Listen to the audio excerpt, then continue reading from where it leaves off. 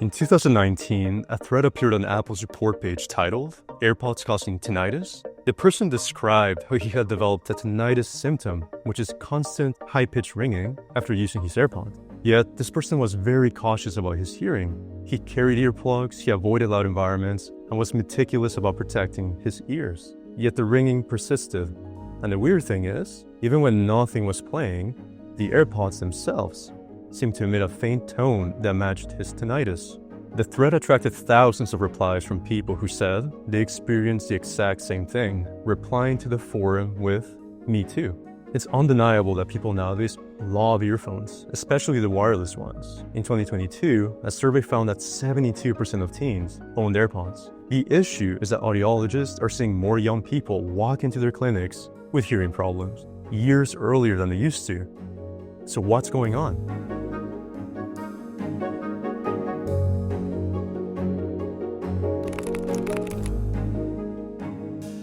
Now, the problem isn't just what kind of earphones you use, it's how you use them.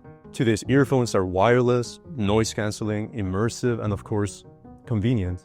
People wear them at work, at home, while commuting, and even while sleeping. But as we'll see, even moderate volumes can have significant effects on your hearing. Now, we first have to understand what's going on inside our ears. Sound waves enter the ear and vibrate the eardrum.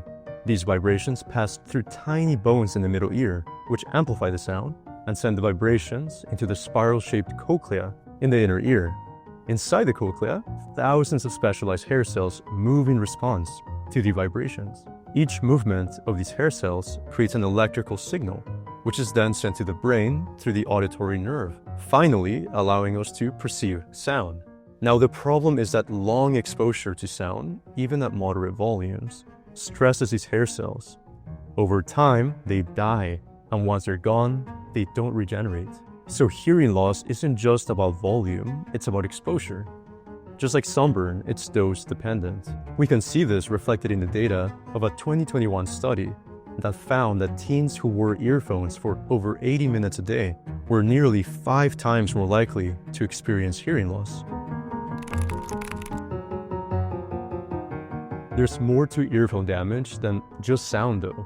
Having a device inside the ear creates pressure, traps moisture, and rubs constantly against delicate skin.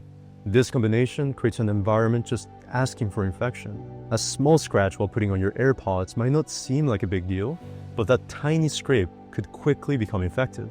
You have earwax, skin particles, and dust on the surface of your earphones that can invite bacteria straight into the ear canal. And that's especially true if you're not cleaning your earbuds frequently. Also, the skin in your ears needs to breathe. Just like your hands would not be happy if you were wearing gloves all day, your ears need oxygen too. Blocking the airflow with earbuds for hours on end disrupts the natural balance and may harm the health of your ear microbiome.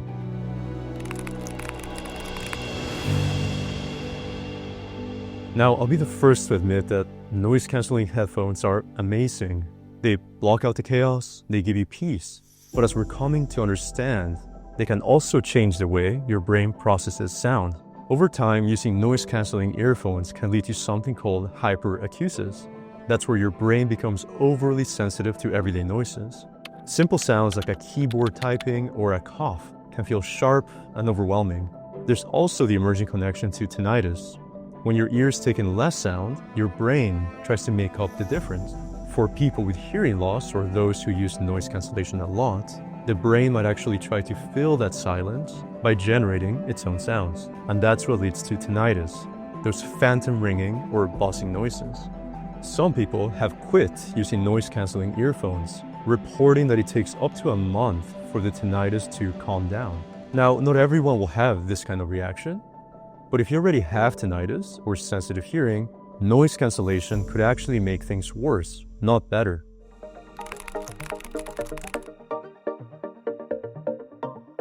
There's another risk you should be aware of, and that is radiation. Bluetooth earphones emit low levels of non-ionizing radiation, far below the legal limit, but that doesn't mean there's no risk.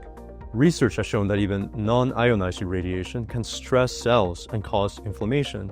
One rat study even showed cell death in the ears after Wi-Fi exposure.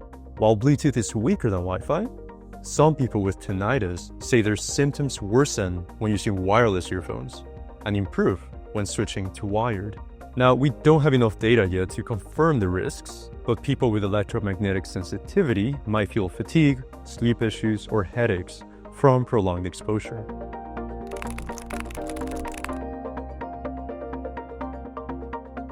So, what now? Should you toss out your earphones? Well, that's up to you, but if you do use them, here's how to protect your ears. Keep the volume below 85 decibels. That's around city traffic or a food blender. Make sure you take breaks. Remove your earphones every 2 hours, even at low volumes. Make sure you clean your earphones regularly.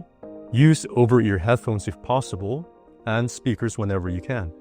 And there's hope, even if you already have tinnitus. There's therapies like tinnitus retraining therapy that uses sound to reprogram how the brain reacts. Patients wear devices that play soft, soothing tones to help the brain adapt. Over time, it can reduce the perceived intensity of tinnitus, even if it doesn't really cure it. Lifestyle matters too. Caffeine, alcohol, stress, and even lack of sleep can make symptoms worse.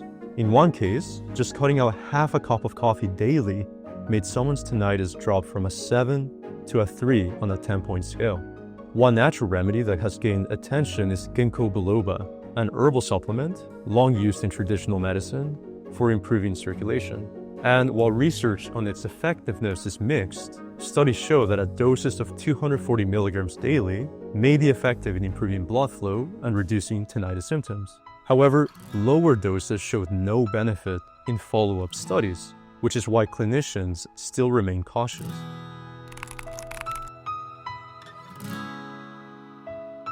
Many people still live with tinnitus, but have found ways to manage it through sound therapy and better tech choices. Just for example, some ditch noise-canceling earphones and stick to wired ones, using speakers, etc. It's all about being mindful and making your own choice. Earphones are powerful, and like any tool, how we use them makes all the difference. So if you love your music, podcasts, or white noise, do your ears a favor. Give them a break, turn it down, and when you can, let the world in.